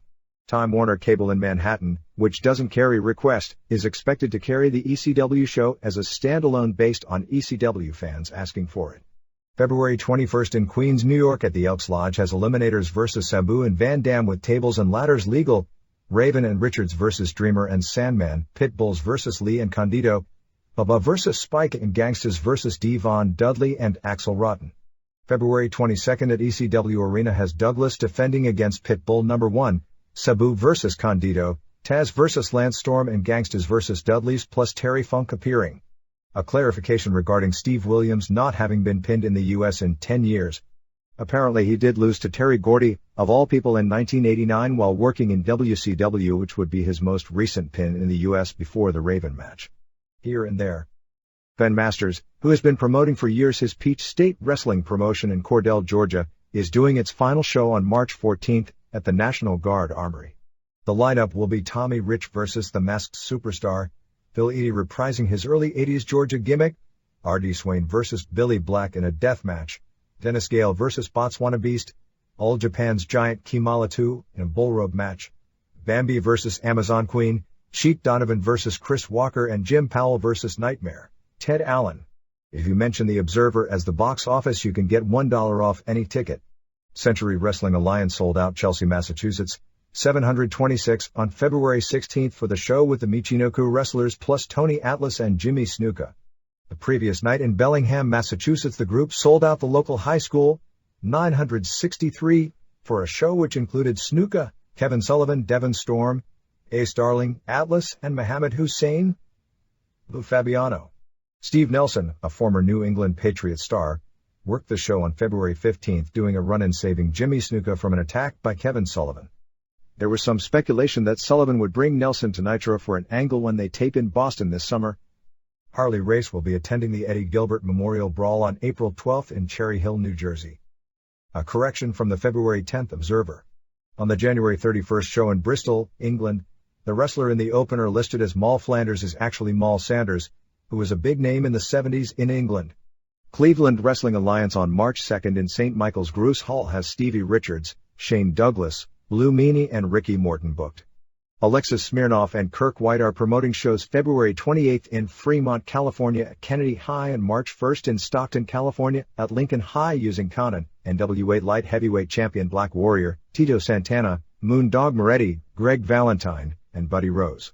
All-Star Wrestling on March 8th in Washington, North Carolina at P.S. Jones Middle School has tag champs Bobby Fulton and Rex King defending against Rock and Roll Express plus Rob Van Dam vs. Barbarian in an ECW vs. WCW match, Greg Valentine vs. Gorgeous George 3 in an I Quit match and an All-Japan match with the Eagle vs. Giant Kimala 2. Bruce Hart will be working as a guest referee for Ultimate Championship Wrestling on March 1st and March 22nd for shows in Queens. Empire Wrestling Federation runs March 2nd at the Boys and Girls Club in San Bernardino, California. NHB.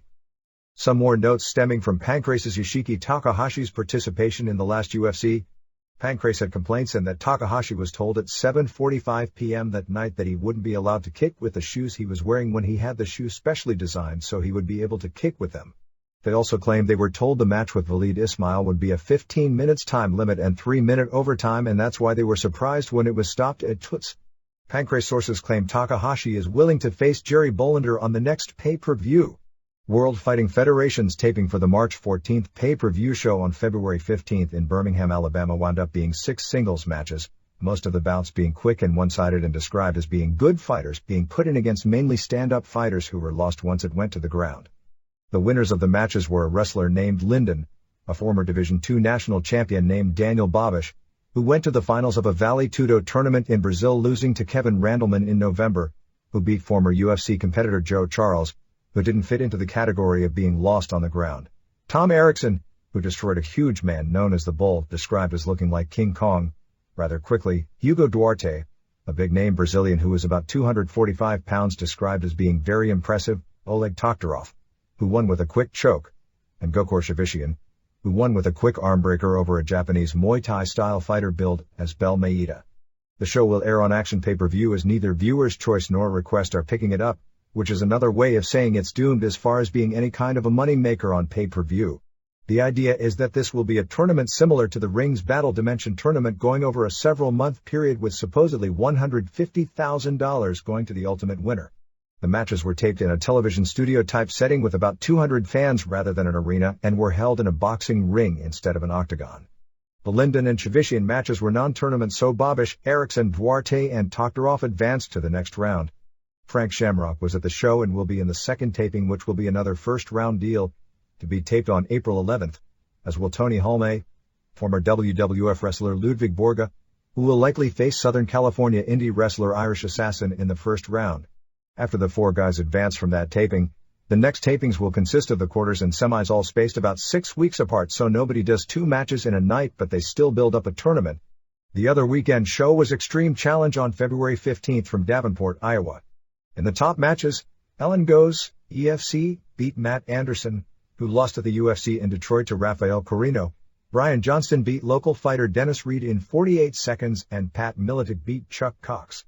There will be an NHB event in New York after all on February 28th in Akwesasne, New York, on a Mohawk Indian reservation put on by the IFC, which is now run by Mike Thomas and Victor Terrio. The first women's match on a major NHB show in the U.S. will take place on that show, with Becky Levi, the 6'1", 215-pound corner person and trainer for Don Fry, Scott Ferroso and others, facing Betty Fagan, a 245-pound wrestler. There is some fear within UFC about this event because when NHB stuff was controversial in Quebec and EFC ran the show at the Indian reservation, it wound up with the entire country of Canada basically no longer airing any NHB events on pay-per-view, which killed one of their most lucrative markets.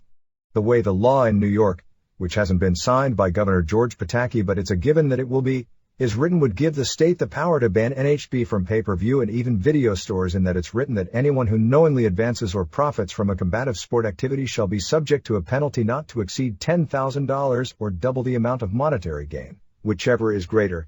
The law is written basically to ban live events, but the way the law is written could be interpreted and broadened in scope to include anything and anyone making a monetary profit on anything to do with NHB promotion. Theoretically, the law would make it illegal to even conduct business within New York and NHB for events taking place out of New York, although that would be a violation of interstate commerce and at that point wouldn't hold up in the courts theoretically, because NHB has no political allies in the state, so courts aren't going to give it the benefit of the doubt. The state Senate passed the bill unanimously after the Assembly had passed it last week, when Speaker Joseph Bruno, the lone politician in the state who somewhat defended NHB as being safer than boxing, announced that he was tapping out in the fight. Senator Roy Goodman, who has done the best job of taking whatever side wins on this issue, and thus far has been above criticism in the local media for both his flip-flopping and his ignorant contradictory statements on the issue, said after passage that it's barbaric where you can use things like chokeholds that truly can kill somebody immediately. Let's go after judo next. The idea that running within the state but on a reservation where the state legislature has no power over might make the state enforce the new law that much stricter is wound up happening in Quebec. Buddy Albeen, who was the original head of IFC, is now starting his own company called IWF, International Warriors Federation, with the debut show set for March 7th in Biloxi, Mississippi. The March 28th EFC pay-per-view show will emanate from Des Moines. EFC champ Maurice Smith was in New York on February 13th to tape the Gordon Elliott show. Don't know when it'll air. WCW. Nitro on February 17th was held before a sellout 3,000 fans at Steinbrenner Hall at the Tampa State Fairgrounds. About 1,500 fans paid $10 ahead to get premium seats, and the rest of the seats were filled by fairgoers who had to pay fair admission. There were a lot of problems live because a lot more people had paid to get into the fair, largely to attend Nitro, and then couldn't get in because the place was packed. They opened with an angle of NWO coming to the ring, and suddenly off camera someone laid Big Bubba out. The implication was that it was Diamond Dallas Page, who did an interview later in the show pretending not to know what was going on. Page vs. Bubba will be replaced at the Cow Palace show by Steve Regal vs. Ultimo Dragon. Mysterio Jr., with a noticeably tender knee, toned down but super colored, did an incredible series of moves before Mysterio Jr. got the pin with a springboard Hurricane Rana in 5:57. Steve McMichael looked surprisingly decent in beating Hugh Morris when Morris moonsaulted the briefcase Deborah had thrown in the ring. McMichael injured his knee during the match. Dean Malenko beat Robbie Brookside in a match where the mat wrestling was good but it had no build nor any crowd reaction. Brookside and Doc Dean are two British wrestlers brought in by Regal. Six came out and had a verbal confrontation with Malenko, building the feud around the fact it was Dean's father who originally trained Six. Hall and Nash came out and had a confrontation with Larry Zbyszko that got great heat. Public Enemy beat French Canadians in a bad match with a good finish. PE got a good reaction to their crowd mannerisms. Prince Iaukea, Mike Hayner, a Malenko student, won the TV title from Regal in 3:30 when Regal was distracted by Mysterio Jr. and Iaukea got him from behind for the pin. Iaukea is expected to drop the strap to Mysterio Jr. at the Cow Palace. The idea is that the undercard belts would be held by Malenko or Six, Eddie Guerrero and Mysterio Jr., which pretty much guarantees 3 hot title matches at the house show and pay-per-view cards. Randy Anderson beat Nick Patrick in 21 when ref Jimmy Jet gave Anderson brass knucks. Eric Bischoff came out and said because of what happened that not only is Anderson fired, but so is Jet. Chris Benoit destroyed Roadblock in 231. Boy, that would have never happened in the 80s. For all the people who always vote Mankind or Tommy Dreamer or Sandman as the best brawler in wrestling, Benoit is in a league way above any of them when it comes to brawling. They aired a video of Hall and Nash running the Steiners off the road and rolling their car. They used some jump cuts, a ramp then erased from video, and a stuntman driver friend of Hogan's to put together the video, which was a creative idea, but it could have been used a lot more effectively. It was announced Steiners were off the pay-per-view and the Four Corners match would become a triangle with Faces of Fear, Public Enemy, and Harlem Heat. Boy, that's a keeper. Kevin Sullivan beat Doc Dean in a match highlighted by Jacqueline beating up Dean, including body slamming and suplexing him. Eddie Guerrero beat Conan via DQ in a U.S. title match when Guerrero hit the frog splash and Mang and Barbarian interfered. Match was solid, but Chris Jericho's run-in left something to be desired as his timing of his kicks didn't look good. Made worse because Mang and Barbarian didn't sell worth crap for the little guy. Giant destroyed Top Gun, Dave Kennel aka Dave Sierra, and Johnny Swinger. After the match, Lex Luger came out with a doctor's release, but Bischoff said he needed it by last week, so Luger said he was buying a ticket and going to San Francisco anyway.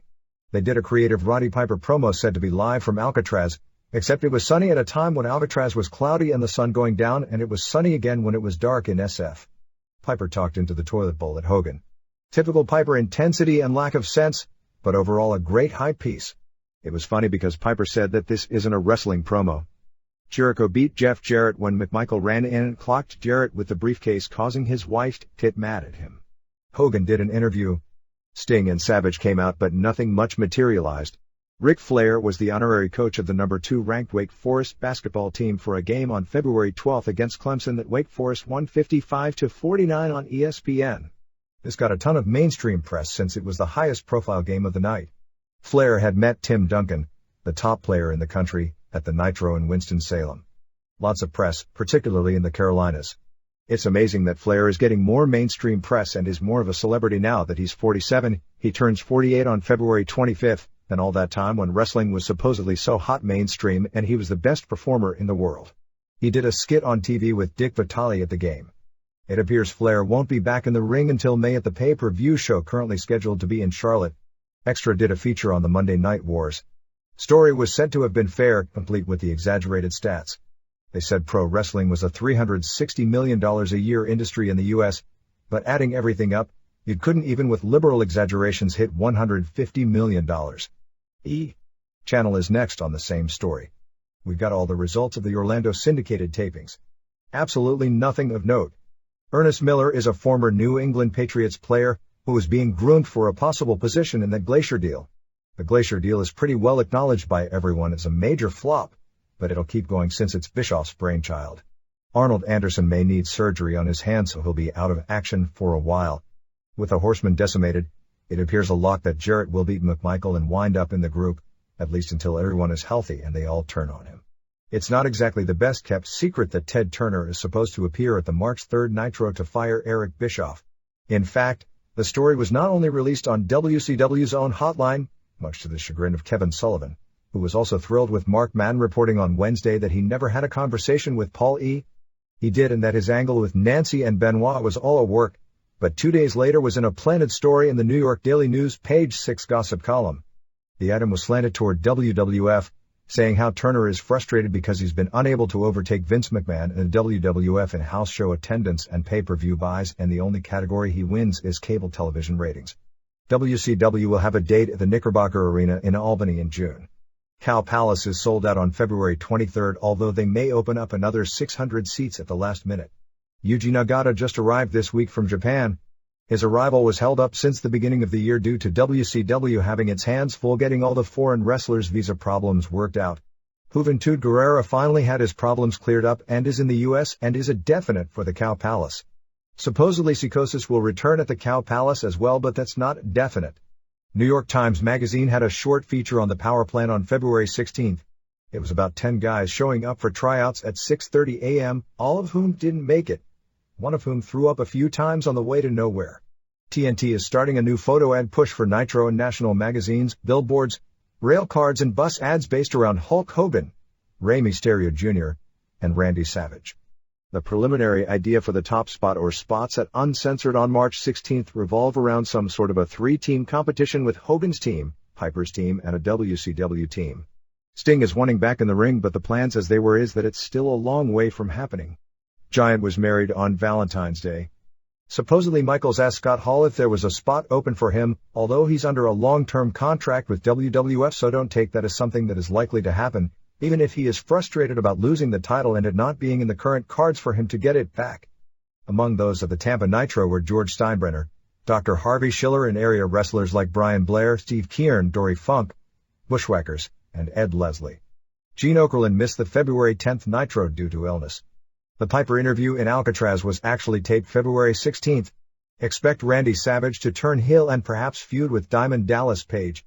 The general response upon the word getting out about the new 2-hour show within the company was, "How the hell are we going to pull this off?"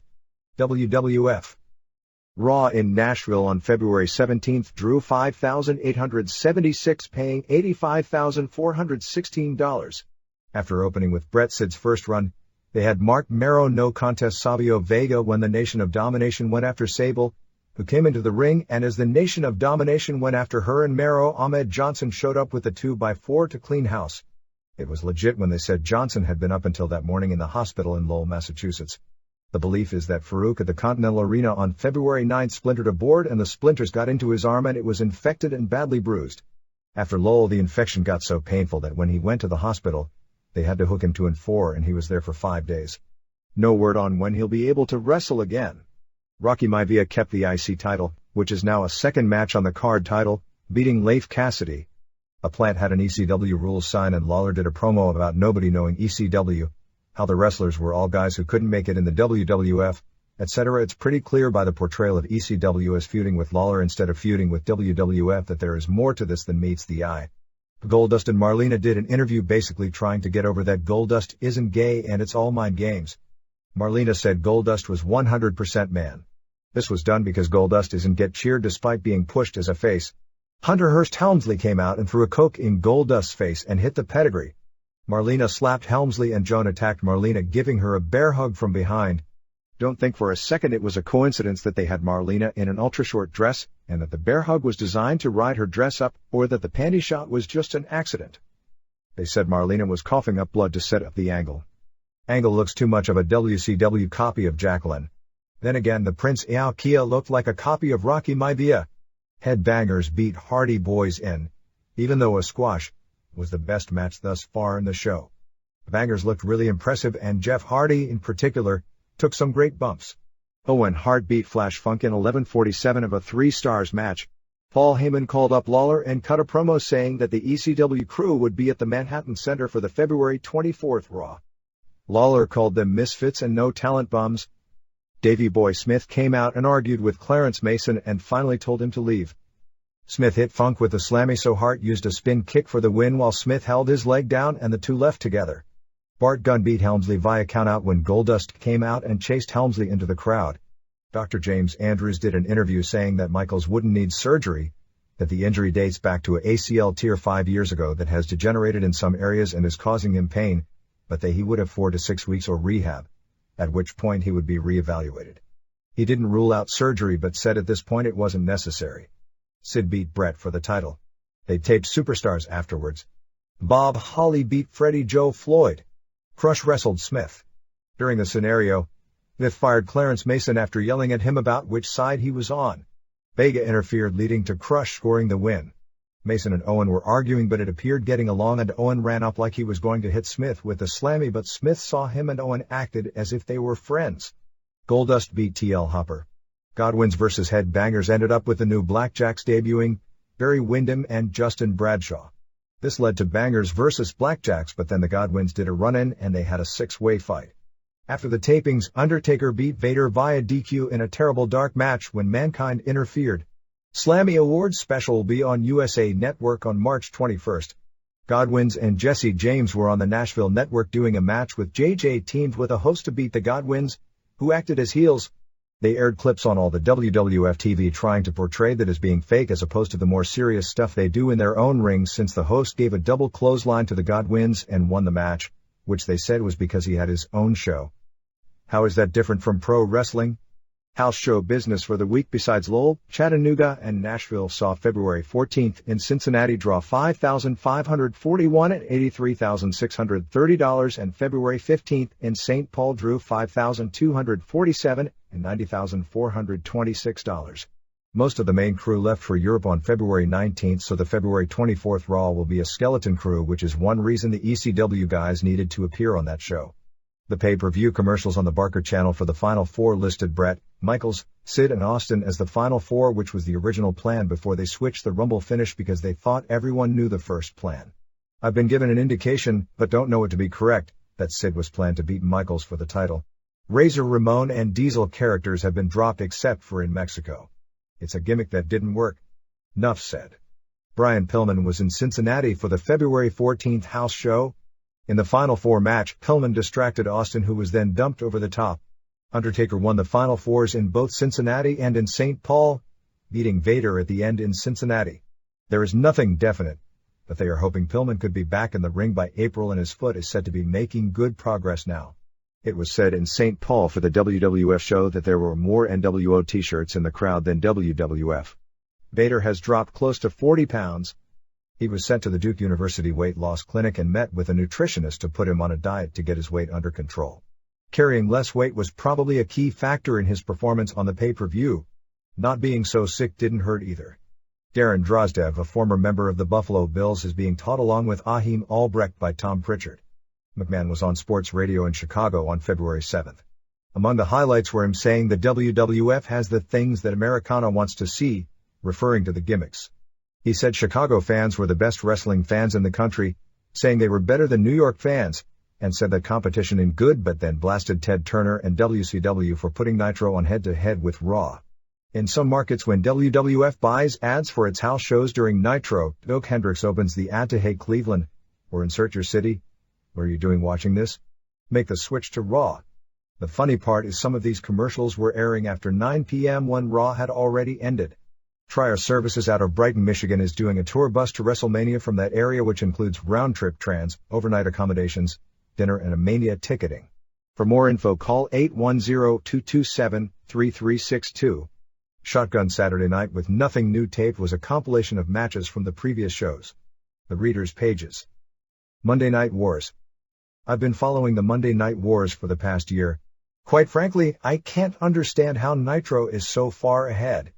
If the demographics are correct, I should be a Nitro fan. What I've found is that Nitro is becoming increasingly unwatchable. On February 10th, I turned the show off after the first hour. If WCW were a football team, it wouldn't be able to score a touchdown if the other team walked off the field. They certainly have a deep pool of mid-card talent, especially with the absolute best talent from Mexico, but they've turned these guys into the best jobbers in wrestling history. Imagine a no-talent bum like Ice Train beating La Parka. What next? Jim Duggan beating Rey Mysterio Jr.? How many good Dean Malenko matches won't we see because the camera shows Kevin Nash and Scott Hall mugging over the prone body of Lex Luger or the Giant? Why is Eric Bischoff, with all his knowledge and wisdom concerning pro wrestling, trying to create a living museum? He spent huge sums of Turner's money to give us such tired old headliners as Hulk Hogan, Randy Savage, Roddy Piper and the Four Horsemen. The NWO was a great gimmick in the beginning, but it seems as if they've painted themselves into a corner. Hall and Nash are great to watch as long as you don't have to watch them wrestle. The rest of the guys are just jobbers in t-shirts. The NWO pay-per-view flopped so hard it registered on the Richter scale. The only saving grace of the NWO is it keeps Bischoff off the mic. Am I the only one sick to death of him? And he's the one who started all the trash talk about Raw. Say what you want about Vince McMahon, and you probably will, but he waited months before he retaliated, and when he did, it was with showmanship and flair in those great billionaire Ted skits. Raw may not be the greatest show ever, but I'd rather see a run-in in a match between Vader and Steve Austin than some unbelievable crap like the two tag teams jumping into the ring during a Bad Steiner's Harlem Heat fiasco of a few weeks ago. WCW will never be better than the WWF. John Barate. Fairfield, Connecticut. Awards. I enjoy and respect the skills of Rey Mysterio Jr., but he's not the most outstanding wrestler of 1996. His selection does a disservice to world-class workers such as Mitsuharu Misawa, Shinjiro Otani, Toshiaki Kawada, Manami Toyota, Jun Akiyama, Chris Benoit, or the most overlooked worker in the sport, Akira Tao. The flying style has been favored by the Observer and many of its readers, and the selection of Mysterio Jr. reflects that prejudice. I couldn't have been more upset if Sabu had won. Shawn Michaels' personality cost him Wrestler of the Year. It's a shame because history should record how he dominated American wrestling in 1996. His hard work should be rewarded, and his character is over, even if it is irritating. The selection seems to reflect the respect fans have for the Triple Crown. NWO Sold Out was terrible. Without the junior heavyweights, it's the same old WCW. Someone should explain to Eric Bischoff that being hip, gross, and tasteless aren't all the same thing. Steve Yohei. Montebello, California. Hall of Fame. Now that we've discussed the Hall of Fame, how about nominations for the Hall of Shame? Anything or anyone in wrestling that is embarrassing, disgusting, or just plain stupid. 1. Ding Dongs. 2. Uncle Elmer's Wedding. 3. Sid Vicious vs. Night Stalker. 4. Loch Ness. 5. Gobbledygooker. 6. The AWF. 7. Oz. 8. The Leprechaun. 9. Matilda. 10. Frankie. 11. Hillbillies. 12. Master Blasters. 13. Fritz von Erich's Heart Attack. 14. Midnight Rider. 15. Captain Lou's Electric Shock Therapy. 16. Iron Sheik vs. Hacksaw Duggan. 17. UQ. 18. Mantor. 19. Keem. 20. AWA Team Challenge Series. 21. Sonny Ono. 22. Haiti Kid. 23. WWF Ringboy Scandal. 24. Steroid Problems. 25. Ian Rotten. 26. Ronnie Garvin as NWA Champion. 27. Pie Fights. 28. Slammies. 29. New Razor Ramon. 30. Harley Race and Midgets in a Boat Sketch. 31. Doink and Dink. 32. George Steele as Romance. 33. Reverend Slick. 34. Adorable Adrian Adonis. 35. Gene Okerlund Wrestling. 36. Hulk Hogan Acting. 37. Zeus. 38. Isaac Yankem. EDS. 39. PN News. 40. Men on a Mission. 41. Bushwhackers. 42. Bad News Browns Rats. 43. Bill Kazmaier. 44. Gorilla Monsoon's Clichés. 45. Vince McMahon's Clichés. 46. Abdullah the Butcher in the Electric Chair. 47. Goldust. 48. Fritz von Erich pushing his sons. 49. Black Scorpion. 50. Van Hammer. 51. Mark Henry. 52. Hogan vs. Giant during the commercials on Robin Hood. 53. Flying Nuns. 54. Gangsta Slicing Eric Kulas. 55. Dusty Bonnix. Russ Kress. This is the end of this conversion. Be sure to comment and subscribe. See you next time.